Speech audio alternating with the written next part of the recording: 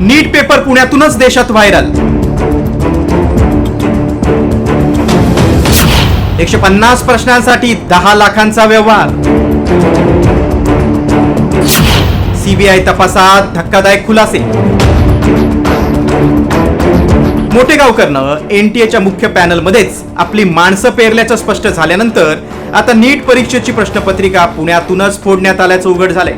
पुण्यातूनच ही प्रश्नपत्रिका राजस्थान मार्गे देशभरात पोहोचल्याचं सीबीआयच्या तपासात उघडकीस झालंय। आरोपींनी टेलिग्रामच्या माध्यमातून प्रश्नपत्रिकेच्या पीडीएफ फाईल्स गुरुग्राम मार्गे राजस्थानपर्यंत पोहोचवल्याची माहिती समोर आली।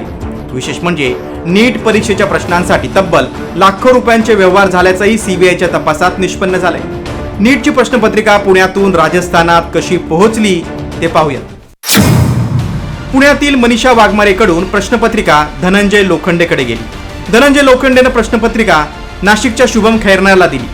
खैरनारनं प्रश्नपत्रिकेची पीडीएफ टेलिग्रामवरून गुरुग्राममधील यश यादवला पाठवली। यादवनं प्रश्नपत्रिका राजस्थानमध्ये मांगीलाल बिवालपर्यंत पोहोचवली। मूळ प्रश्नपत्रिकेतील सुमारे 150 प्रश्न जुळल्यास 10 लाख रुपयांचा सौदा ठरला। मांगीलालनं प्रश्नपत्रिकांच्या प्रिंट काढून आपल्या मुलासह इतरांना दिल्या। याचाच सखोल तपास करण्यासाठी या प्रकरणातील प्रमुख आरोपी मनीषा मांढरे, मनीषा वाघमारे आणि धनंजय लोखंडे या तिघांना चौकशीसाठी दिल्लीहून पुण्यात आणले। तिघ आरोपींना समोरासमोर बसून सीबीआय कडून त्यांची कसून चौकशी सुरू आहे। मांढरे आणि वाघमारे या पुण्यातील सुखसागर परिसरातील एकाच इमारतीत राहत असल्याची माहिती समोर आली। दरम्यान मनीषा वाघमारेच्या ब्युटी पार्लर मधूनच नीट पेपर फोडण्याचा कट रचल्याचा संशय तपास यंत्रणांना आहे। हा फोडलेला पेपर पुण्यातून राजस्थानात आणि तिथून हरियाणा नंतर उत्तराखंड आणि केरळमध्ये व्हायरल झाल्याचं समोर आलंय। खर तर पैशांच्या मोहापायी काही जणांनी शिक्षकी पेशाला काळीमा फासत गोरखधंदा सुरू केल्याचं या प्रकरणातून सिद्ध झालंय।